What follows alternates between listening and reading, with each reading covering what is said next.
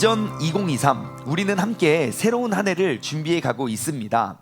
내년에는 우리의 주일이 바뀌어지기를 소망합니다. 안식일을 기억하여 거룩히 지키기 위해서 우리가 지금까지 지켜오고 지금까지 알아왔던 그런 주일 예배에 대한 그 주일 모습에 대한 고정관념과 틀을 깨고 정말 말씀에 기록된 대로의 안식일을 우리가 회복해 갈 수 있는 그러한 한 해로 우리가 삼아갔으면 좋겠습니다. 여러분, 우리가 안식일을 기억하여 거룩히 지키기 위해서는 우리가 교회에 머무는 시간을 우리가 조금씩 늘려가기를 소망합니다. 교회에서 머무는 시간이 늘어남에 따라 우리가 교회에서의 더욱더 아름다운 추억이 쌓여지게 될 것이기 때문입니다.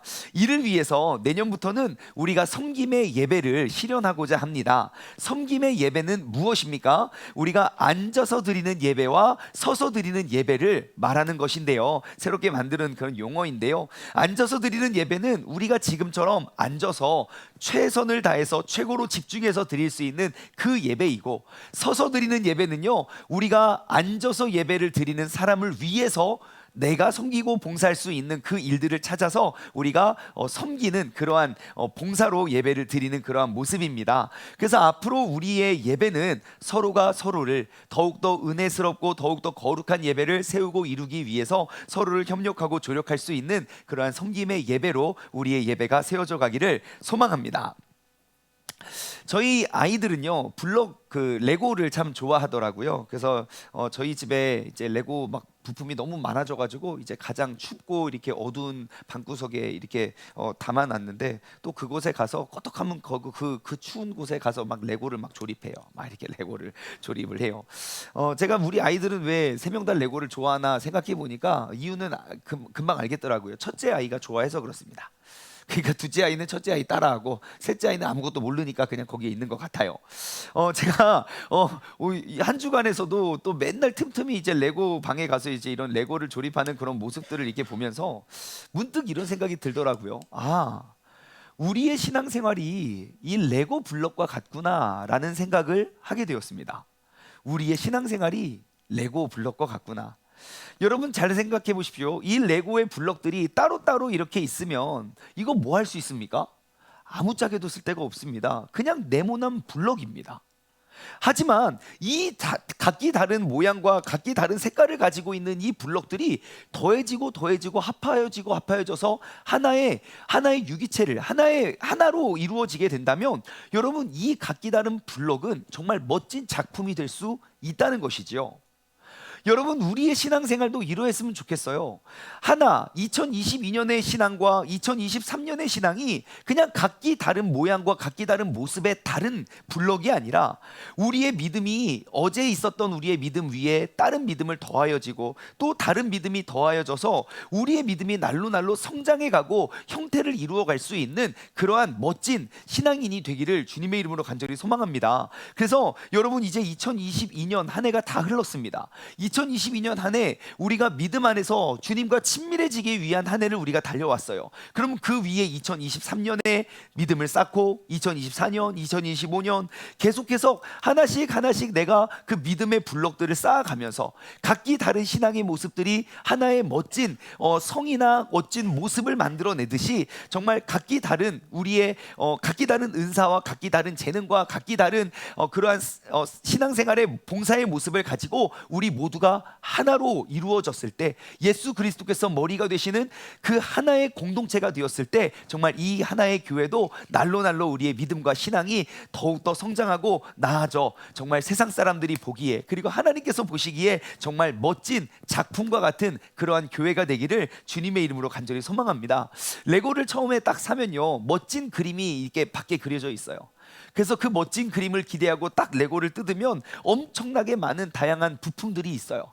이거 가지고 뭐 하나, 이거 뭐 크기도 다르고 모양도 다르고 쓸데없이 뭐 하나 라고 생각할 수 있지만, 그 다른 크기와 다른 모양의 모습의 조각들을 하나씩 더하여다 보면 그것이 하나의 멋진 작품이 이루어지듯, 이 자리에 모여있는 우리 모두, 우리 각 한 사람 한 사람을 세워주시고 보내주신 그 하나님의 뜻과 계획 하에 우리가 서로들 하나씩 우리가 더하여져서 우리가 정말 멋진 교회가 되기를 주님의 이름으로 간절히 소망합니다. 그런데 한 가지 안타까운 점이 있어요. 뭐냐면, 우리가 처음에 신앙생활을 시작할 때에는요, 믿음이 날로 자라나고 우리의 믿음이 성경이 날로 쌓여져 가는 것처럼 보여져요. 그렇게 느껴져요. 옛날에 안 그랬다가 지금은 이제 그러고, 옛날에는 주일에 늦잠을 잤다가 이제는 주일에 일어나서 교회를 가고, 옛날에는 뭐 친구들과 술 먹고 뭐 이렇게 어울리고 놀다가 지금은 술도 끊고 뭐 담배도 끊고, 그러니까 나의 모습과 나의 신앙이 누가 봐도 성장하는 것처럼 보여져요. 근데 문제는 무엇이냐면 몇 년 그렇게 신앙생활을 하다 보면 성장이 멈추는 것 같은 느낌을 들어요. 여러분들 어떠하십니까? 저는 신앙생활 지금 40년째인데, 네. 여러분은 어떠하십니까? 신앙이 지금도 계속 날로 성장하고 자라가고 계십니까? 아니면 어느 순간인가부터 계속 정체되었다는 느낌을 받습니까? 그런데요, 교회도 마찬가지예요. 어떠한 교회가 처음에 세워졌을 때는 무엇인가를 위해서 계속 성장하고 발전하는 모습이 있지만, 어느 정도의 사이즈와 규모가 되면 어느 정도 계속 정체가 되고 줄었다가 늘었다가를 반복하는 그러한 모습을 우리는 보게 된다는 것이에요. 그런데요, 참 아이러니하게도 제가 하나님의 말씀, 이 성경을 아무리 보고 아무리 읽어보아도 그리스도인들에게 믿음의 성장이 멈추어진다는 것은 정말로 이례적인 일입니다. 여러분, 성경 어디를 찾아보아도 믿음이 어느 정도 성장하다가 그 자리에서 멈춰 있다가 천국 간 사람, 저는 못 찾겠더라고요. 여러분, 성경을 읽다가 그러한 인물을 발견하시면 좀 알려주셨으면 좋겠어요. 만약에 내가 주님을 알고 믿다가 주님을 버리고 주님을 배반하고 떠나서 믿음의 성장이 멈춘 케이스는 있어요. 하지만 여전히 주님을 사랑하고 여전히 주님을 따르고 여전히 주님을 위해서 내가 헌신하고 봉사한다고 고백하면서 믿음의 성장이 멈추어진 케이스는 제가 보지 못했다는 거예요. 성경에 기록된 모든 인물들을 보십시오. 오늘날 우리들과 같이 예수님을 처음에 알게 되는 그 순간부터 믿음이 자라납니다. 그리고 1년이 지나고 2년이 지나면서 믿음이 성장했다가 믿음이 멈추어서 제자리 걸음만 하다가 천국에 간 사람 진짜 보여지지가 않아요.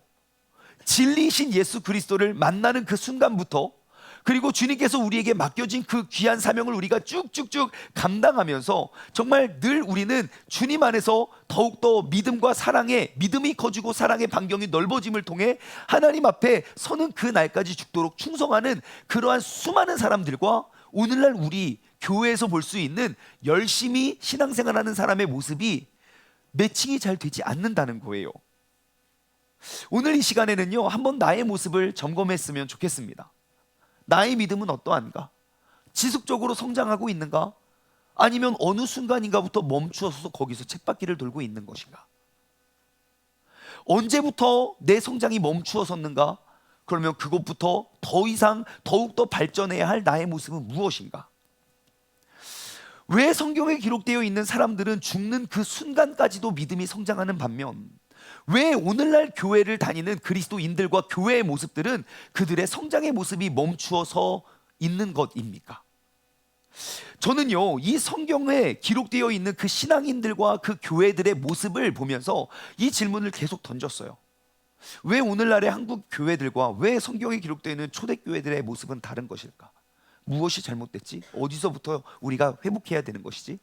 제가 성경에 기록되어 있는 그 신앙인들의 모습과 그리고 오늘날 우리들의 모습이 무엇이 다를까 고민을 하다가 아주 중요한 단서 한 가지를 발견했어요. 정말 우리와는 다른 그 한 가지의 단서. 그래서 이 한 가지를 우리가 보완을 한다면 우리 역시 성경에 기록되어 있는 그리스도인들과 같이 주님 뵙는 그날까지 우리가 우리의 교회와 또 우리 개인의 신앙이 성장하지 않을까 생각해 봅니다. 그래서 오늘은요, 그 한 가지의 단서를 찾아서 우리가 천국 가는 그 날까지 우리의 믿음이 계속 성장하고 여기에 있는 각기 다른 블럭들, 각기 다른 신앙인들의 모습들이 이제 하나 되고 연합되어져서 정말 세종중문교회 공동체라는 정말 멋진 그러한 작품을 이루어낼 수 있는 우리 모두가 되기를 주님의 이름으로 간절히 소망합니다. 제가요, 이 답을 찾기 위해서 성경에 기록되어 있는 신앙의 공동체와 그리고 그 개개인 한 사람 한 사람에게 주어진 그 은사들이 무엇인지를 제가 쭉 살펴보고 비교해 보았어요. 제가 세 교회를 여러분들에게 소개해 드릴게요. 이 교회에게 권면하고 이 교회의 모습들이 어떠한지 여러분들이 한번 쭉 들어보시고, 이들의 공통적인 특징, 이들 각자에게 주어진 은사는 다른데 그 은사들을 갖게 된 사람들의 공통적인 한 가지 특징이 있습니다. 그 특징이 무엇인지 한번 우리가 발견했으면 좋겠어요.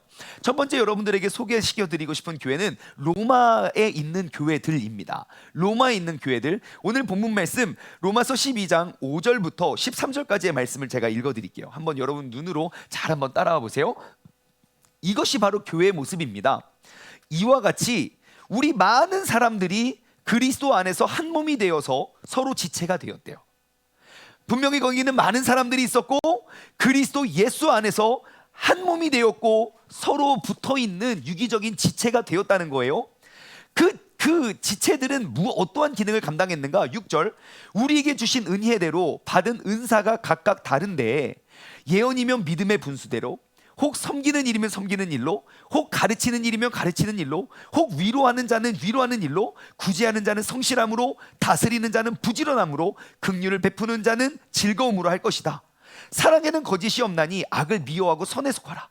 형제를 사랑하여 서로 우애하고 존경하기를 서로 먼저 하고 부지런하고 게으르지 말고 열심을 품고 주를 섬겨라. 소망 중에 즐거워하며 환난 중에 참으며 기도에 항상 힘쓰며 성도에 쓸 것을 공급하며 손 대접하기를 힘쓰라. 자, 그 교회의 모습이 어떠해야 되는지에 대해서 잘 설명하고 있죠. 그리고 사도 바울은 고린도 교회 성도들에게는 또 이렇게 권면합니다. 고린도전서 12장 27절부터 31절 말씀을 읽어드릴게요. 잘 보세요. 너희는 그리스도의 몸이요 각 지체의 부분이다. 뭔가 느낌이 비슷해요, 그렇죠? 지역은 다르고 또 상황은 달라도 그 교회가 처해진 그러한 벌어진 일들은 달라도 뭔가 우리가 추구하고 만들어내야 되는 교회의 모습은 비슷해 보여요. 다시 한번요. 너희는 그리스도의 몸이고 지체의 각 부분이다. 하나님이 교회 중에 몇을 세우셨는데 첫째는 사도요, 둘째는 선지자요, 셋째는 교사요, 그 다음은 능력을 행하는 자요, 그 다음은 병을 고치는 은사와 서로 돕는 것과 다스리는 것과 각종 방언을 말하는 것이라. 다 사도이겠느냐? 다 선지자이겠느냐? 다 교사이겠느냐? 다 능력을 행하는 자이겠느냐? 다 병 고치는 은사를 가진 자이겠느냐? 다 방언을 말하는 자이겠느냐? 다 통역하는 자이겠느냐? 너희는 더욱더 큰 은사를 사모하라. 내가 또한 가장 좋은 길을 너희에게 보이리라. 아멘. 예. 교회는 달라도 은사는 달라도 그들이 추구하는 공통적인 모습은 같아요. 한 군데만 더 소개해 드릴게요. 에베소 교회에 권면하는 내용입니다. 에베소서 4장 1절부터 7절 그리고 11절에서 13절까지 읽어 드릴게요. 한번 볼게요. 그러므로 주 안에서 갇힌 내가 너희를 권하노니 너희가 부르심을 받은 일에 합당하게 행하여. 우리는 이 자리에 왜 모였냐면요, 그냥 오고 싶어서 오고 오기 싫으면 안 오는 게 아니라 부르심을 받은, 보냄을 받은 사도로서 부르심을 받은 일에 합당하게 하기 위해서 왔대요.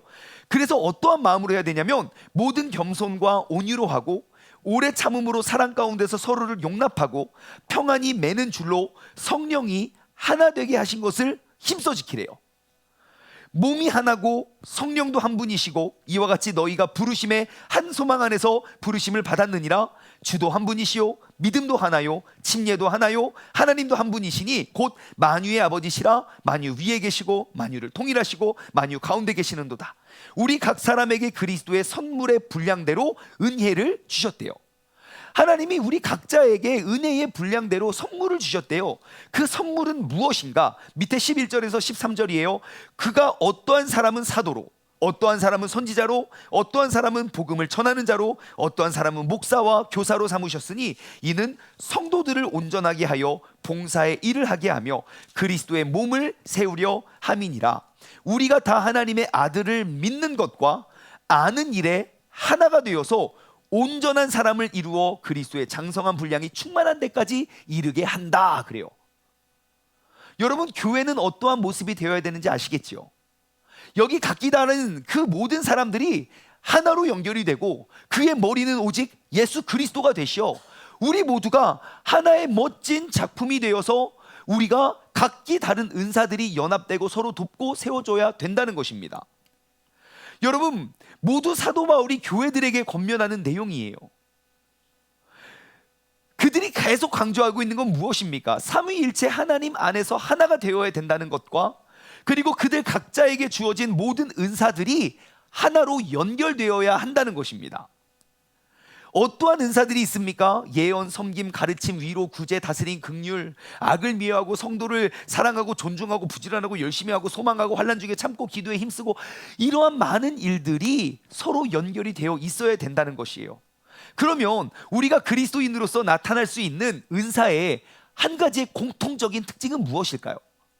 이 모든 각기 다른 은사, 모든 각기 다른 교회이지만 그들이 갖추어야 할 교회의 공통적인 모습, 하나님이 우리에게 왜 은사를 주셨고 왜 은사들을 통하여 교회가 세워져야 됩니까? 모든 은사의 한 가지 공통적인 특징은요, 모두 섬기는 자들이라는 거예요. 우리 모두 각자에게 주어진 은사의 목적이 나를 위함이 아니라 남을 위함이라는 거예요. 남을 세우고 남을 살리기 위해서 하나님이 은사를 선물로 주셨다는 거예요. 여러분 꼭 기억하십시오. 내게 주어진 모든 은사는 나를 위한 것이 아니라 남을 위한 것입니다. 시작. 내게 주어진 모든 은사는 나를 위한 것이 아니라 남을 위한 것이다. 은사가 내게 주어졌다는 것은 나를 도구 삼아서 다른 사람을 섬기고 다른 사람을 살리게 하심입니다. 그것이 성경에 기록되어 있는 모든 은사의 쓰임이었어요. 그럼 우리는 자칫 이렇게 오해할 수 있겠어요. 아니, 나를 위한 것도 아니고 내가 괜히 은사 많으면 더 힘들어지고 피곤해지고 바빠지는 거 아닙니까? 차라리 은사 없는 게 낫잖아요. 그냥 편하게 그냥 교회 왔다가 그냥 대충 가고 그냥 그게 낫잖아요. 그죠? 우리가 자칫 이렇게 오해할 수가 있어요. 근데 여러분, 그거는 정말 큰 오해입니다. 잘 보세요. 이렇게 한번 생각해 볼게요. 하나님이 내게 값없이 은사를 주셨어요. 그 은사는 남을 살리고 회복하고 그런 거예요. 이것을 육신으로 가져와 보면 마치 의사와 환자 같아요. 의사는 어떠합니까? 다른 아픈 사람, 쓰러진 사람, 괴로운 사람들을 고쳐주고 회복시켜주는 사람이 의사예요. 그런데 하나님이 우리에게 그러한 사명을 주셨어요. 영혼과 사람을 살리기 위하여 능력, 은사를 주셨다고요. 그럼 여러분은 어떠한 사람 되겠습니까? 고쳐주는 사람이 되겠습니까? 고침을 받는 사람이 되겠습니까? 고침을 받는 사람은요, 저 의사 가면 고침을 받아요. 근데 또 아프고 또 아프고 또 다른 의사들을 찾아다녀야 돼요. 하지만 고쳐주는 사람은요, 각기 다른 모습으로 와도 그 사람을 통해서 회복과 치유가 일어나게 된다는 것이에요. 그러면 은사가 많으면 많을수록 좋은 겁니까? 나쁜 겁니까? 당연히 좋은 것이지요. 여러분, 내게 은사가 주어졌다는 건 하나님께서 나같이 부족하고 연약하지만 그 은사를 통하여 영적인 의사로 우리를 삼기 위함입니다. 나에게 고통이 주어진 것도 마찬가지입니다. 그 고통이 내가 목적이면 나만 힘들고 어렵고 끝이에요. 나만 괴로워요. 자꾸 생각하면 더 힘들어요. 하지만 그 고통이 나를 통하여 나와 같은 고통 중에 있는 사람을 살리는 도구가 된다면 그 고통 역시 너무너무 귀한 간증이 된다는 거예요. 우리에게 주어진 모든 은사는 내가 목적지가 아니라 남을 위해서 주어졌다는 사실입니다. 또한 값없이 주어진 그 은사는요, 하나님의 선물입니다. 왜 나에게 그런 은사를 주셨습니까? 말을 할 수 있는 은사, 사람을 생각할 수 있는 은사, 남을 안아주고 품어줄 수 있는 은사, 말을 들어줄 수 있는 은사, 어떠한 음악적인, 악기적인 여러 가지 은사를 왜 나에게 주셨습니까? 근데 그것을 거저 얻었다는 거예요. 값없이 주음을 받았어요. 그것이 값없이 주음을 받았다는 것은 여러분, 값어치가 없어서가 아니라 값으로 측정할 수가 없기 때문입니다. 여러분 생각해 보세요. 한 영혼을 회복하고 영혼을 살리는데 내가 도구가 된다면 그 한 명의 영생의 값은 얼마로 측정하겠습니까? 값으로 측정할 수 없기 때문에 우리에게 은혜로 주신 것이에요. 그렇다면 나에게 그렇게 값진 은혜로 나에게 그 사명과 은사를 주셨는데 내가 그것을 사용하지 않고 있다는 것, 이것보다 더 불행한 인생은 없을 거예요. 내가 전 세계에서 가장 좋은 학교에서 가장 좋은 학위를 받아서 가장 뛰어난 수술 기술을 가지고 있는데 내가 그냥 무료하다고 누구도 고쳐주지 않는다면 그의 모든 그러한 돈과 학비와 그런 모든 학위는 아무것도 쓸모가 없게 되는 것이지요. 여러분, 고린도전서 12장 우리가 아까 살펴보았는데요, 12장 12절에서 26절 말씀을 제가 읽어드릴게요. 이것이 바로 교회의 모습이에요. 교회는 이러하여야 됩니다. 그 교회의 모습이 어떠한지 한번 살펴볼까요? 고린도전서 12장 12절에서 26절 말씀인데요, 보세요.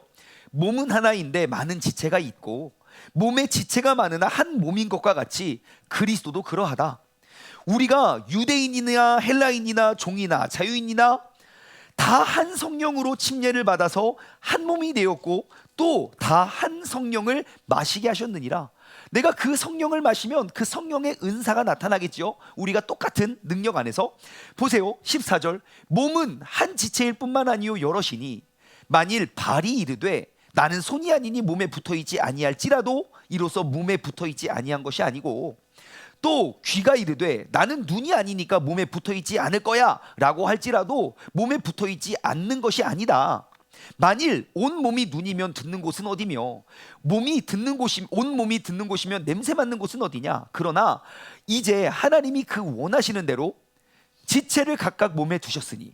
자, 누가요? 우리를 만들고 우리의 인생을 설계하신, 이 교회를 만드신 하나님이 그의 원하시는 대로 지체를 각각 몸에 두셨대요.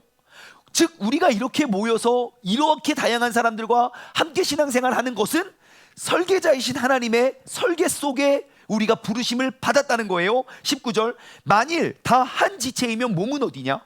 이제 지체는 많으나 몸이 하나니라. 눈이 손더러 이르되 내가 너를 쓸 데가 없다 하거나 또한 머리가 발더러 내가 너를 쓸 데가 없다 하지 못하리라. 그뿐 아니라 더 약하게 보이는 몸의 지체가 도리어 욕이 나고 우리가 몸에 덜 귀히 여기는 그것들을 더욱 귀한 것으로 입혀주며 우리의 아름답지 못한 지체는 더욱 아름다운 것을 얻느니라. 그런즉 우리의 아름다운 지체는 그럴 필요가 없느니라. 오직 하나님이 몸을 고르게 하여 부족한 지체에게 귀중함을 더하사 몸 가운데 분쟁이 없고 오직 여러 지체가 서로 같이 돌보게 하셨느니라. 만일 한 지체가 고통을 받으면 모든 지체가 함께 고통을 받고 한 지체가 영광을 얻으면 모든 지체가 함께 즐거워하느니라. 아멘. 여러분, 이것이 바로 교회입니다. 교회 공동체가 크면 그 큰 대로, 작으면 그 작은 대로 머리 되시는 예수 그리스도 안에서 우리가 하나의 유기체가 되는 것, 각자 주어진 은사가 하나로 연결되어져서 우리 교회가 감당해야 될 그러한 사명이 있다는 것입니다. 만약에 우리가 각기 다른 이러한 블록으로 살아간다면 서로가 말해요. 나는 이건데 얘 너무 쬐끄맣고 색깔도 이상해요. 저 쬐끄만 거 나랑 어울리지 않아요. 각기 이렇게 달리 살고 있다면 이러한 믿음과 이러한 신앙생활 100년, 1000년을 해도 절대로 성경 속에 기록되어 있는 그 교회의 온전한 회복이 일어날 수 없습니다. 우리는 지금껏 너무 잘못된 교회 신앙 믿음 생활의 고정관념 속에서 살아왔습니다. 그러니 우리의 믿음이 성장할 수 없지요. 그러니 교회가 세상을 이겨나갈 수 없지요. 우리 모든 다른 조각들이 뭉쳐져서 하나의 멋진 작품이 되어야 세상을 싸워 이겨낼 텐데 각기 다른 그런 유기체로 그냥 각기 다른 모습으로 서로만 잘났다고 이야기를 하고 서로를 향해 손가락질을 하니 세상이 보았을 때 그냥 비웃음거리밖에 되지 않습니다. 저 작은 것들 그거 많으면 뭐해? 그냥 부품일 뿐인데. 여러분, 이 자리에 그리고 우리가 이 시간 온라인을 통해서 예배드리시는 우리 모두가 각 지체가 되는 것, 우리가 서로 연결이 되는 것, 그것이 바로 교회를 통하여 이루어야 할 그러한 교회의 모습이 되는 줄 믿습니다. 그렇다면 교회를 세워간다는 건 무엇을 말할까요? 서로를 돌아보아 서로를 세워주는 것, 이게지요. 내게 주어진 은사로 나의 그 기능으로 남을 세워주고 남을 위해 봉사하는 것입니다. 우리가 지금까지 신앙생활을 한번 돌아보면서 나의 믿음과 나의 신앙이 어느 정도 자라다가 성장을 멈추었다고 느끼시는 분들, 어느 정도의 모습에서 계속 제자리 걸음을 하고 계시는 분들이 계실 거예요. 내가 왜 내 믿음은 더 이상 자라지 않는 걸까? 왜 여기서 나는 멈춰지고 왜 맨날 여기서 그냥 어제 오늘이랑 똑같을까? 여러분, 그 원인은 여러 가지가 있을 수 있지만 대부분의 사람들은요, 신앙생활의 목적지와 내가 기도하고 내가 봉사하고 섬김의 목적지가 혹시 내가 아닌지 한번 돌아보시기 바랍니다. 신앙생활의 목적과 방향이, 내가 이렇게 예배드리고 기도하고 봉사하고 섬기는 그 모든 것의 목적이 나에게 맞춰 주어 있는지 남에게 맞춰 주어 있는지 한번 점검해 보았으면 좋겠어요. 나의 간절한 기도 제목이 나만을 위한 것인지 아니면 정말 남을 위한 것인지, 나의 간절한 소망이 나를 기쁘게 하고 나를 슬프게 하는 것이 내 눈앞에 펼쳐진 일들인지 아니면 우리의 공동체를 통하여 이루어지는 일인지. 여러분, 내가 아무리 열심히 신앙생활 했어도 내 믿음의 성장이 멈추어졌다면 다른 것 아닙니다. 이미 내 그릇은 찬 거예요. 그러니까 계속 제자리 걸음을 하는 거예요. 그러면 내 영적인 믿음의 그릇을 키워야 돼요. 그 영적인 그릇이 언제 커집니까? 나의 채워진 은혜가 나를 통하여 남에게 흘러넘칠 때 사랑의 반경이 커지는 거예요. 돌봄의 반경이 커지는 거예요. 성경 기록하고 있잖아요. 오직 성령이 너희 안에 임하시면 너희가 권능을 받고, 그 성령의 권능을 받은 사람들이 예루살렘과 온 유대와 원수와 같던 사마리아와 그리고 땅끝까지 이르러 나의 증인이 되라고. 그리고 성령에 충만했던 성도들과 그 교회 지도자들은 정말로 주님을 알아가면 알아갈수록 그들의 신앙생활의 연수가 더해지면 더해질수록 그 복음이 12명의 제자로 시작했던 그 제자들이 120문도로부터 시작됐던 교회가 전 세계에 확장된 줄 믿습니다. 여러분, 이제는 우리의 그 신앙의 모습을 이제 흘려보내기를 소망합니다. 더 이상 내 안에서 정체하고 멈춰 있지 말고, 이제 내가 알지 못하는 사람, 내 관심 밖에 있었던 사람, 그리고 내가 알지 못하는 서로 잘 이게 연결되지 못했던 교회의 동력 공동체들과 서로 연결되어 우리의 믿음이 더욱더 성장하기를 소망합니다. 여러분, 나무에 대해서 한번 생각해 볼까요? 여러분, 나무의 용어 중에 혹시 그루터기 아십니까? 그루터기가 나무의 위와 아래 중에 어디를 말하죠? 아래, 밑에 중에 가장 밑에를 말합니다. 그러니까 나무를 다 잘라서 베어내도 남겨진 그 뿌리와 그곳이 그루터기라고 합니다. 나무의 가장 밑에 있는 부분이 그루터기라면 나무의 가장 위에 새롭게 돋아나는 그것을 뭐라고 하는지 아십니까? 새싹 말고요. 네. 잎사귀, 가지, 이렇게. 여러분, 나무의 제일 밑에는 그루터기인데요, 나무의 가장 위에, 나무 꼭대기에 새롭게 돋아나는 줄기를 우듬지라고 합니다. 뭐라고요? 우듬지. 우듬지는요, 나무의 맨 꼭대기 새로운 줄기를 말해요. 다시 말해, 나무가 자라나기 위해서는요, 우리가 새로운 우듬지를 계속 피워내야 돼요. 새로운 우듬지를 피워내지 못하는 나무는요, 이미 그 가지는 자랄 만큼 자랐고 새로운 우듬지가 나로부터 피어나지 않으면 그냥 그 크기 그대로 멈춰 있을 거예요. 그리고 시간이 흐르면 흐를수록 우리는 점점점 쇠하여지고 무너지고 말 거예요. 우리의 신앙도 마찬가지입니다. 우리가 매년 우리가 신앙생활을 더해지면 더해질수록 우리의 영적인 우듬지가 계속 피어나야 돼요. 나의 섬김과 나의 봉사가 바로 그것이에요. 나의 사랑의 반경을 넓히는 것, 내가 이해하지 못하고 내가 신경 쓰지 않았던 원수 이웃들에게 내가 관심을 갖는 것, 나의 영적인 우듬지를 튀어내는 거예요. 신앙생활을 하면 할수록 돌아보고 챙기는 사람들이 늘어나야 되는 것이고요, 믿음이 커지면 커질수록 우리는 더욱더 낮은 자가 되어서 더욱더 많은 무거운 어깨를 짊어지는 것이에요. 여러분, 생각해 보십시오. 이 자리에 모여있는 우리가 서로를 돌아보지 않고 서로를 위해 봉사하지 않고 내가 봉사하지 않는다면 우리는 결단코 세종중문교회의 역사가 6년이 아니라 60년, 600년이 돼도 우리는 하나님께서 원하시는, 하나님께서 기뻐하시는 교회가 되기는 어려울 거예요. 그렇다면 이제 2022년을 마감하고 2023년을 맞이하는 오늘 이때에 우리가 이렇게 결단했으면 좋겠어요. 나의 영적인 우둔지를 피워내는 한 해. 이제 새해는요, 2022년의 믿음 위에 2023년의 새로운 믿음의 영적인 우둔지를 피워낼 수 있는 그런 한 해가 되길 소망합니다. 이 자리에 있는 우리 모두가 서로를 돌아보며 서로를 세워주고 서로를 독려하고 서로를 격려한다면, 여러분, 이 교회가 각기 다른 블럭의 모습이 아니라 정말 하나의 완성되어진 멋진 모습이 되어서 하나님을 알지 못하고 보지 못하고 듣지 못했던 사람들에게 주님의 거룩한 영광의 그 모습을 비추어내게 될 줄 믿습니다. 그것이 바로 교회이고 그것이 바로 신앙생활입니다. 말씀에 기록되어 있는 말씀대로라면 여러분, 이 자리에 모인 우리 모두는요, 하나님께서 각기 다른 은사를 주셨다는 것을 알 수 있어요. 오늘 본문 말씀 4절과 5절, 로마서 12장 4절과 5절 말씀을 함께 볼까요? 우리 한 목소리로 읽어볼까요? 시작. 우리가 한 몸에 많은 지체를 가졌으나 모든 지체가 같은 기능을 가진 것이 아니니 이와 같이 우리 많은 사람이 그리스도 안에서 한 몸이 되어 서로 지체가 되었느니라. 아멘. 자, 우리 모두는요, 많은 지체가 있대요. 각기 다른 기능을 가지고 있대요. 근데 그것이 한 몸을 이루고 있대요. 이를테면 우리가 이렇게 말해요. 누구는 손처럼 쓰임을 받고요, 누구는 발처럼 쓰임을 받아요. 그런데요, 사실 크게 보면 나는 주님의 손과 같은 사람입니다, 난 주님의 발과 같은 사람입니다 할 수 있지만, 이 손만 보아도 여러분, 이 손 안에 얼마나 많은 신경이 있는지 아십니까? 그 각기 다른 신경이 있어요. 각기 다른 신경은 각기 다른 기능을 갖고 있어요.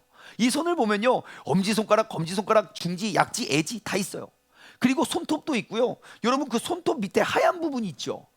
이것도 기능입니다. 예. 여러분, 손톱이 계속 자라나는 거 신기하지 않습니까? 어디서부터 자라날까요? 여기부터 자라나죠? 여기가 어디야? 여기가 이론대로라면 여기서부터 손톱이 이렇게 해서 계속 이게 뭔가 심장에서부터 뽑아져 나야 되는데, 여기는 또 손톱이 없어요. 여러분, 손톱 뽑혀봤습니까? 뒤에서부터 나오는 것 같지만 밑에서부터 보호막이 올라와요. 진짜 신기해요. 여튼 우리가 손이라고 한번 생각해 봅시다. 우리가 손이에요. 그러면 여기에 앉아있는 모든 분들은 각기 다른 기능을 감당할 거예요. 그러면 이 중에 내가 손이라면 가장 약체는 누굽니까? 손가락을 비교해 보면 15개 손가락 중에 가장 약체는 누굽니까? 예? 새끼, 애지겠죠. 예, 왜냐면 엄지는 일단 짧아도 굵잖아요. 최고!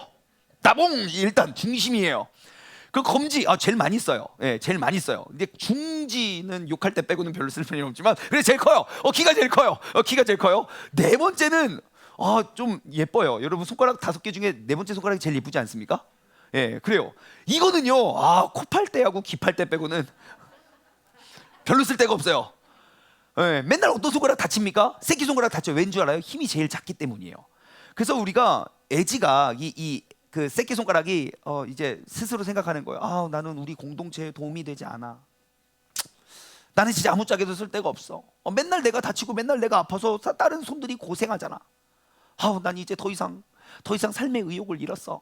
그냥 아무 일도 하지 않을래 라고 해서 애지가 자신이 하는 일을, 역할을 멈췄다고 칩시다. 그럼 손은 어떻게 될까요? 어떻게 될까요? 예? 잘라요? 아니요. 붙어 있어요. 죽진 않아요. 썩지 않아요. 하지만 새끼손가락이 내가 스스로 작다고 생각해서 내가 아무 일도 하지 않으면 네 번째 손가락이 새끼손가락을 해야 할 일을 도와줍니다. 더 많은 힘을 주게 되고요, 더 많은 역할을 감당하게 돼요. 코를 파고 싶은데 새끼가 일을 하지 않으니 콧구멍도 점점 넓어질 거예요. 시원해지지도 않고요. 그럼 더 피곤해지겠죠? 그럼 어떠한 결과를 맺습니까? 더 금방 지칠 거예요. 그래서 2개의 손가락이 이제 하던 일을 멈췄어요. 그러면 이 세 손가락은 더 힘들 거예요. 더 빨리 지치겠죠? 더 힘들 거예요. 더 빨리 지치겠죠. 결국 한 사람의 멈춤 때문에 내게 주어진 그 역할을 감당하지 못했을 때 그 공동체 전체가 힘이 빠지게 되는 거예요. 이것이 오늘 한국교회의 모습이 아닌가 싶어요. 크던 작던 귀하던 귀하지 않던 주님께서 내게 은사를 주셨고 내게 맡겨주신 사명을 우리가 서로 협력하고 도와가면서 도와갈 때로, 물론 다르죠. 야, 너는 키가 작고 길이도 짧은데 뭘 도와준다고 여기서 이러고 있어. 그럼에도 불구하고 야, 하나님 나 이만하게 만들어줬으면 분명 쓸 때가 있을 거야. 그냥 갈등들을 그냥 겪어가면서 서로를 보충해 간다면 이 손으로 할 수 있는 일들이 엄청 많을 것이에요. 여러분, 이 교회에 모여있는 우리 모든 사람들은요, 하나님께서 정하신 뜻 가운데 여러분들을 세종중문교회라는 믿음의 공동체 안에 보내주시고 세움받은 사람임을 기억하시기 바랍니다. 그렇다면 뒤집어 볼까요? 내가 봉사하지 않으면 누군가는 더 힘들여 수고하고 있다는 말입니다. 내가 섬기지 않으면 누군가는 더 빨리 지치고 있다는 말입니다. 그러므로 크던 작던 내게 주어진 은사를 가지고 반드시 봉사의 자리로 나오시기 바랍니다. 그것이 성경이 이야기하고 있는 신앙생활이에요. 여러분, 봉사와 섬김은 옵션이 아니에요. 내가 선택해야 될 일이 아니라고요. 하나님이 우리에게 이 모든 기능을 값없이 주신 그러한 그냥 마땅히 드려야 할 그러한 모습인 거예요. 왜요? 나의 봉사와 섬김을 통해서 누군가를 살려내고 그 사람을 살리기 위하여 내가 더 살게 되고 결국 그 사람과 우리가 살면 하나의 그리스도의 건강한 교회가 세워지기 때문입니다. 오늘날 한국 교회가 왜 이렇게 힘을 잃어버렸을까요? 이 조각들이요, 서로의 다름만 이야기하고 나만 커지기만을 원해요. 그럼 설계자의 완벽한 설계물을 만들 수가 없어요. 그냥 각자 알아서 하면 된다고 해요. 각자는 커질지 몰라도 이 블럭들이 쌓여졌을 때 이루어낼 수 있는 멋진 모습은 세상은 보지 못할 거예요. 여러분, 우리가 하나 되어서 서로를 돕고 서로를 세워주며 서로가 함께함에 이루어낼 수 있는 귀한 뜻을 우리가 이루어가기를 소망합니다. 그래서 그 모습으로 세상과 맞서야 돼요. 주님께서 세우신 교회의 모습은 이러합니다. 그래서 우리는 이렇게 사랑하고 품고 용납하고 서로를 섬기는 것입니다. 여러분, 이제는 봉사의 자리로 나아오시길 바랍니다. 단 한 명도 빠짐없이. 우리 세종중문교회의 영구 비전이 무엇입니까? 하나님의 말씀을 읽으면 그것이 곧 우리 교회의 모습이 되고, 우리 교회의 역사를 기록하면 그것이 곧 하나님의 말씀이 되는 교회잖아요. 우리의 신앙생활을 나를 전도한 사람 보고 하지 말고 하나님 말씀 보고 했으면 좋겠어요. 그것이 성경적인 교회를 위한 회복의 모습이고 바로 내일의 한국교회의 희망이 될 줄 믿습니다. 그러면 우리는 왜 봉사하는 신앙생활을 해야 될까요? 답은 간단합니다. 이것이 하나님께 올려드리는 영적 예배가 되기 때문이에요. 오늘 본문 말씀 한번 살펴볼까요? 로마서 12장 1절이에요. 중요한 말씀이니까 한 목소리로 같이 읽어볼까요? 시작. 그러므로 형제들아, 내가 하나님의 모든 자비하심으로 너희를 권하노니 너희의 몸을 하나님이 기뻐하시는 거룩한 산 제물로 드리라. 이는 너희가 드릴 영적 예배니라. 자, 영적 예배는 무엇입니까? 말씀대로라면 우리의 몸을 살아있는 제물로 드리는 거예요. 죽은 상태로 드리는 게 아니라 살아있는 상태로 주님께 드리는 게 영적 예배래요. 몸을 드린다는 게 뭡니까? 그러면 영적 예배가 뭡니까? 내 몸을 주님께 드리는 거예요. 뭐예요? 막 이런 거예요? 손 들면 이게 드리는 겁니까? 박수 치면 드리는 거예요? 여러분, 몸을 하나님께 드린다는 게 뭐예요? 봉사? 누구에게요? 누구에게? 네, 오늘 말씀의 제목이 봉사니까 당연히 봉사겠죠. 자, 잘 보세요. 성경에 보면요, 우리가 지지난주에 나눴던 말씀이에요. 마태복음 25장에 보면 천국에 관한 비유가 있어요. 근데 사람들을 쭉 세워놓고 예수님이 이랬어요. 심판자가, 야, 지극히 작은 자 하나에게 한 것이 곧 내게 한 것이다. 그렇다면 우리가 보이지 않는 하나님, 그 영이신 하나님께 나의 몸을 어떻게 드립니까? 보여지는 그 사람을 위해 나를 불태우는 거예요. 나의 몸을 거룩한 제물로 드리는 거예요. 제가 이 제물이라는 단어를 헬라어 언어 성경으로 찾아보니까요, theousia라는 단어더라고요. theousia. 이 단어의 뜻이 뭐냐면 제사, 제물, 희생, 희생의 행위를 말해요. 다시 말해 하나님께 올려드리는 산 제사가 되는 건, 그 제물이 되는 건 이 한 몸을 그를 위해 섬기고 봉사하는 거예요. 나를 희생해서 그 사람을 세워주는 것이라고요. 그것이 영적인 예배래요. 여러분, 믿음이 자라난다는 것은 무엇을 말합니까? 더 많은 희생을 감수해내는 거예요. 내가 기쁨과 감사로 더 많은 희생을 내가 가지고 가는 것. 커지면 커질수록 더욱더 낮은 자리에서 섬기는 것이 믿음의 성장인 거예요. 믿음이 자라면 자랄수록 더욱더 많은 사람을 섬기고 사랑하는 것, 그것이 믿음의 성장입니다. 여러분, 우리 세종중문교회가 창립한 지 5주년이 됐을 때 제가 우리 교회에 새로운 정체성 하나를 나눠드렸어요. 그게 뭔지 아십니까? 바로 나무교회였어요. 우리 교회는 나무와 같은 교회가 되길 원해요. 혹시 이 사진 기억나십니까? 제가 지난번에 보여드렸던 사진이에요. 하나의 큰 나무예요. 보세요. 여러분, 이 나무 안에 가지가 몇 개일까요? 모르긴 몰라도 엄청 많을 거예요. 그렇죠? 예, 또 잠이 안 오시는 분들 한번 세워보시면 감사하겠고. 자, 그러면 이 많은 가지에서 몇 천 개, 몇만 개 되는 가지에서 열매를 맺기 시작한다면 하나의 나무 안에서 열매가 몇 개가 맺혀질까요? 셀 수 없이 많은 열매가 맺혀질 거예요. 각기 다른 가지와 각기 다른 열매지만 이 나무는 하나의 나무라는 거예요. 이 나무의 머리는 예수 그리스도예요. 그러면 그 모든 지체는 그 머리이신 주님께서 맡겨주시고 우리에게 신호를 주는 대로 우리가 움직이고 그 열매를 맺으면 돼요. 자, 그러면 이 나무에서 가장 먼저 된 가지는 어디에 있을까요? 하나, 둘, 셋. 1번 제일 위에, 2번 제일 밑에. 하나, 둘, 셋. 제일 밑에입니다. 여러분, 신앙생활은요, 가장 낮은 곳에서, 먼저 된 자가 가장 낮은 곳에서 가장 무거운 짐을 짊어지고 있는 거예요. 티가 나지 않는 곳에서, 누구도 거들떠보지 않고 누구도 신경 쓰지 않는 그곳에서 묵묵히 새로운 우둠지르가 피어날 수 있도록 내가 지켜주는 것, 내가 세워주는 것, 그것이 먼저 된 가지로서 해야 할 역할이에요. 먼저 된 가지는요, 절대 오래됐다고 사명이 작아지지 않습니다. 여러분, 우리가 주님께 불림을 받는 그 순간까지 우리의 영적인 사명이 줄어들지 않습니다. 죽는 그 순간까지 더욱더 많은 모둠지들을 키워낼 수 있도록 더욱더 무거운 짐을 짊어지는 것, 우리의 사명이 점점점 커지고 넓어지는 것이 당연한 일입니다. 그래서 봉사의 크기는요, 은혜의 크기라고 우리는 말할 수 있겠어요. 내가 은혜를 입은 만큼 봉사를 하게 되어 있습니다. 하지만 주의해야 될 것은 무엇이냐면, 내가 하고 있는 그 봉사 속에 은혜와 감사가 가득해야 된다는 거예요. 봉사 가운데 하나님의 은혜와 그 감사를 잃어버리면 나는 왜 그 은혜를 잊었는지에 대해서 돌아보고 점검해야 돼요. 내가 그 은혜를 잊었음에도 불구하고 계속 그 봉사의 자리에 있으면 일을 하면 할수록 힘들어지기 때문입니다. 그래서 우리는 계속 하나님과 나와의 관계를 생각해야 돼요. 그럼 내가 어떠한 봉사를 해야 됩니까? 여러분, 그 질문의 좋은 답은요, 여러분, 뭐 남이 시키는 거, 누가 추천한 거 아니요. 여러분 눈에 보여지는 것, 여러분 마음에 생각나는 거 하면 돼요. 왜요? 그곳에 내 사랑이 있거든요. 여러분, 여러분의 사랑과 여러분의 은사가 있는 곳에 여러분의 관심이 가게 되어 있습니다. 여기에 많은 사람들이 앉아서 예배 드리는 동안 이 교회는 왜 이렇게 생겼어? 라고 생각했을 때 느끼는 느낌이 다 다를 거예요. 조명을 전공하신 분은 뭐 조명이 왜 이렇게 노래, 눈부셔, 왜 이렇게 빛이 다 보여, 천장이 낮아서 그래요, 여러분. 왜 이렇게 다 노출했어? 돈이 없어서 그래요. 아무튼 다 이유가 있지만, 아무튼 뭐 조명에 대해서 불평불만이 있을 수도 있어요.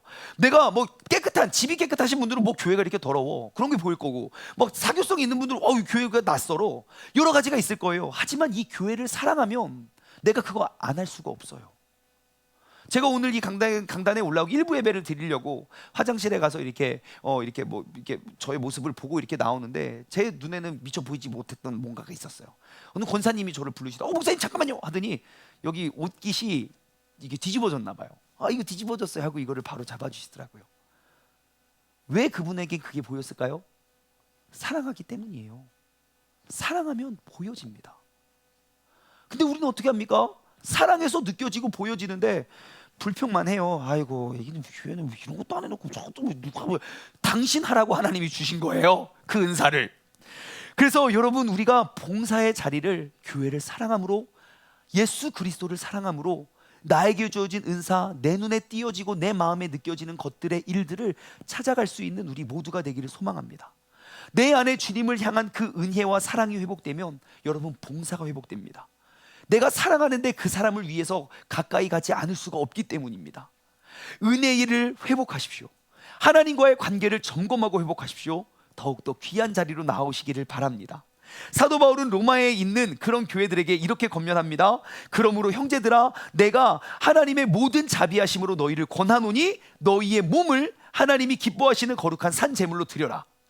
우리의 몸이 거룩한 산 제물이 된대요. 거룩한 제물이 되어야 된다는 거예요. 여러분, 하나님께 드리는 봉사는요, 나머지 쓸데없는 거, 다 버려진 것, 아무도 안 가져가는 것을 드리는 게 아니에요. 거룩한 것, 가장 먼저 된 것, 가장 귀한 것을 하나님께 드려지는 것이 그게 제물인 거예요. 출애굽기 13장 1절과 2절은 왜 첫 것을 드려야 되는지에 대해 설명하고 있어요. 여호와께서 모세에게 일러 이르시되 이스라엘 자손 중에서 사람이나 짐승을 막론하고 태에서 처음 난 모든 것을 다 거룩히 구별하여 나에게 돌리라. 이것은 내 것이다 그래요. 너희 중에 처음 난 것, 야 그거 다 내 거야. 거룩하게 구별해서 드려.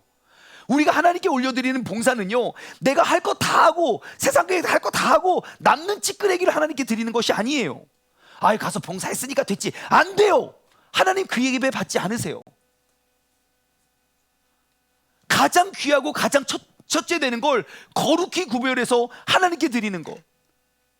여러분, 우리의 예배를 받으신 하나님, 그 하나님께서는 아무거나 받으시는 분이 아니에요. 나의 가장 귀한 것을 받으세요. 하지만 오늘날 우리는 어떠합니까?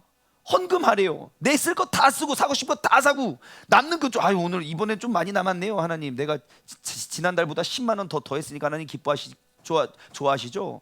스스로 막 만족해요. 나 지난달보다 10만 원 헌금 더 했다고. 하나님 거지 아니에요.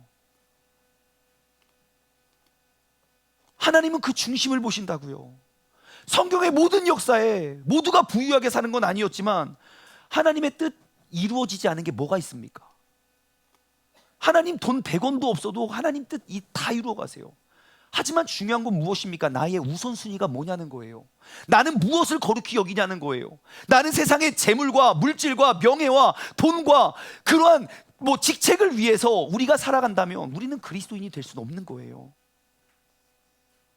여러분, 가장 거룩한 재물이 되어 하나님께 올려드릴 수 있는 우리 모두가 되기를 소망합니다. 다시 1절로 돌아갈까요? 그러므로 형제들아, 내가 하나님의 모든 자비하심으로 너희를 권하노니 너희의 몸을 하나님이 기뻐하시는 거룩한 산 제물로 드려라. 이는 너희가 드릴 영적 예배니라 그래요. 우리가 되게 좋아하는 말씀이에요. 영적 예배. 영적 예배가 뭡니까 여러분? 제가 이게 궁금해가지고 영어 성경을 보니까 이렇게 써 있더라고요. 스피리추얼 월십. 번역하면 영적 예배예요. 더 어려워요. 스피리추얼 월십이 뭐야? 너무너무 어려워. 내 마음이 이렇게 하면 영적 예배입니까? 그 제가 찾아봤어요. 이 영적이라는 단어가 뭔가 찾아보니까 원어 성경을 보니까 그 뜻을 명확히 알겠더라고요. 그 영적 예배의 그 영적이라는 단어는 헬라어 단어로 로기코스라고 기록되어 있어요. 로기코스, 처음 들어보는 단어죠. 근데 이 단어가 어떠한 단어에서 파생된 단어인지 그 단어는 들어본 적이 있을 거예요. 바로 로고스예요. 로고스, 들어본 거 아닙니까? 하나님의 말씀이에요. 영적 예배는 말씀에 입각한 예배라고요. 말씀을 떠난 봉사, 말씀을 떠난 믿음 생활, 말씀을 떠난 기도, 말씀을 떠난 신앙은 영적인 예배가 절대로 될 수 없다는 것이에요. 그래서 우리의 신앙생활은 말씀을 보며 매일매일 나의 삶을 점검해야 되는 것이에요. 내가 하루에도 수십 번 수백 번씩 주님을 떠나니까 낮이고 밤이고 항상 주님의 말씀을 묵상하는 자가 되어야 된다는 것이에요. 매일매일 하나님의 말씀을 통해서 나의 믿음과 나의 은혜를, 나의 신앙을, 나의 삶을 점검하는 그러한 삶, 그것을 두 글자로 뭐라고 합니까? 큐티예요. 큐티. 그래서 맨날 큐티하자고 하는 거예요. 그래서 주야로 여호와의 말씀을 묵상하는 사람이 복 있는 사람이라고 이야기하는 거라고요. 여러분, 그래서 우리는 매일매일 큐티를 해야 됩니다. 하나님의 말씀으로 나의 삶을 돌아보아 나의 삶이 말씀에 입각한 삶이 되고 말씀에 입각한 예배가 되어서 하나님께 올려드릴 수 있는 우리 모두가 되기를 주님의 이름으로 간절히 소망합니다. 그 영적인 예배가 무엇인지 2절은 설명해 주고 있어요. 너희는 이 세대를 본받지 말고 오직 마음을 새롭게 함으로 변화를 받아 하나님의 선하시고 기뻐하시고 온전하신 뜻이 무엇인지를 분별하도록 하라. 우리가 그 영적인 예배를 드리는 사람은 이렇게 해야 된대요. 이 세대를 본받지 않는데요. 이 세대가 부럽지가 않는 거예요. 왜요? 우리의 마음이 새롭게 변화되었거든요. 우리의 마음을 변화시킬 수 있는 건 내 의지가 아닙니다. 내 생각이 아닙니다. 하나님의 말씀밖에 없어요. 하나님의 말씀을 매일매일 내 마음속에 새롭게 하여 이 세대를 본받지 아니하고 무엇을 합니까? 변화의 증거, 하나님의 선하시고 기뻐하시고 온전하신 뜻이 무엇인지를 분별하래요. 분별하다라는 단어를 찾아보니까요, 도키마소라는 단어인데 그 단어의 뜻이 조사하다, 면밀히 밝히다, 내가 실험하다, 증명하다, 해석하다예요. 즉 하나님이 무엇을 좋아하시고 무엇을 싫어하시는지 분별하는 게 우리의 삶의 영적인 예배인데, 그 영적인 예배는 무엇이냐면 나의 몸으로 실험하는 거예요. 그렇게 살아내는 거예요. 그냥 말씀 잘 듣고 난 진짜 신앙생활 잘하고 있어. 아니요. 내가 나의 삶으로, 나의 몸으로 거룩한 제물이 되어서 무엇이 하나님을 기쁘게 하시고 무엇이 선하시고 무엇이 온전하신 것인지 우리가 실험해 가는 게 우리의 인생이 되어야 할 줄 믿습니다. 여러분, 이제는 우리의 몸으로, 우리의 행동으로 하나님께서 기뻐하시는 것이 무엇인지를 증명해낼 수 있는 우리 모두가 되기를 소망합니다. 내가 무엇을 봉사해야 하는가? 여러분, 사랑해 보십시오. 그러면 보여집니다. 하나님께서 나에게 어떠한 자리를 맡겨주실까? 여러분, 하나님을 사랑하는 마음으로 기도해 보십시오. 내가 생각했던 것보다 내게 더욱더 많은 은사가 있다는 걸 발견할 수도 있어요. 이제는 2023년 새로운 한 해를 맞습니다. 새해에는 내 인생에, 나의 믿음과 신앙생활에 영적인 모둠지를 피워낼 수 있는 우리 모두가 되기를 소망합니다. 2022년 한 해 우리가 하나님과 친밀한 한 해를 보냈다면 2023년 한 해는 영적인 모둠지를 더욱더 피워내 더욱더 큰 장성한 분량의 믿음의 사람, 장성한 분량의 믿음의 공동체가 되기를 주님의 이름으로 간절히 소망합니다. 적용 질문을 드립니다. 첫 번째, 여러분, 나의 믿음은 지속적으로 성장을 하고 있나요? 아니면 어느 순간인가부터 멈추어 섰나요? 한번 점검해보는 한 주가 되었으면 좋겠어요. 성장과 믿음의 이유는 무엇이고 내가 멈춘 이유는 무엇일까? 왜 나는 자꾸 내 믿음과 신앙은 계속 다람쥐 쳇바퀴 돌듯 5년 전이나 10년 전이나 지금 오히려 더 나빠졌다면 그 이유가 무엇인지 한번 점검해 보았으면 좋겠어요. 그리고 두 번째, 그러면 이제는 여러분 새로운 영적인 모둠지를 피우십시오. 그것이 봉사의 자리가 될 수도 있고 섬김의 자리가 될 수도 있고 전도의 자리가 될 수도 있고 여러 가지 내가 지금껏 하지 않았던, 나는 먼저 된 가지가 되어서 새로운 영적인 모둠지를 피워내십시오.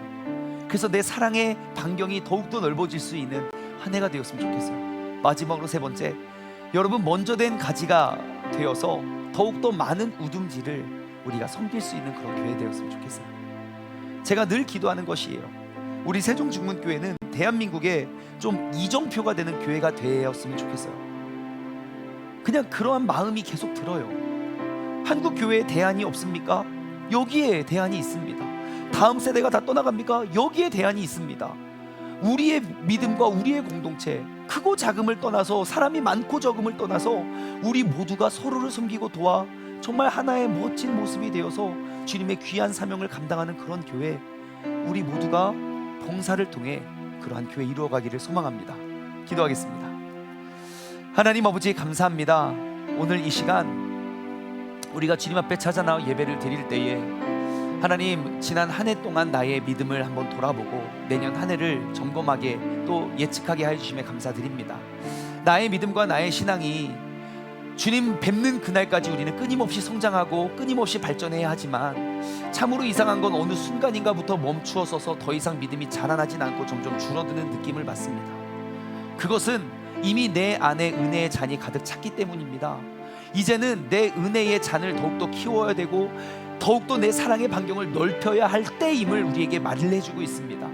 하나님, 주님의 성경에 기록되어 있는 모든 주님의 제자들이 그러했던 것처럼 우리가 내게 임한 그 주님의 은혜와 그 은사와 그 모든 능력을 내가 남을 위해 사용하고 남을 위해 기도하고 남을 위해 헌신할 수 있는 우리 모두가 되어 정말 내가 먼저 된 자로서 가장 밑에 있는 가지가 되어 새로운 모둠지를 계속 피워나가 내 믿음이 주님 뵙는 그날까지 더욱더 성장하고 장성할 수 있는 우리 모두가 되게 하여 주시옵소서. 이제는 우리 주 예수 그리스도의 은혜와 아버지 하나님의 무한하신 사랑하심과 성령님의 교통하심이 주님께서 내게 값없이 베풀어 주신 그 귀한 은사로 내가 더욱더 많은 사람과 더욱더 많은 영혼들을 섬기고 봉사함으로 그들을 세워 정말 하나님께서 보시고 또 모든 사람들에게 인정과 칭찬을 받는 그런 아름다운 신앙인, 아름다운 교회, 세종중문 가족들 머리 위에, 그리고 이 시간 영상을 통해 예배드리는 모든 사람들 머리 위에 이제로부터 영원토록 함께 하시길 간절히 축원하옵나이다. 아멘.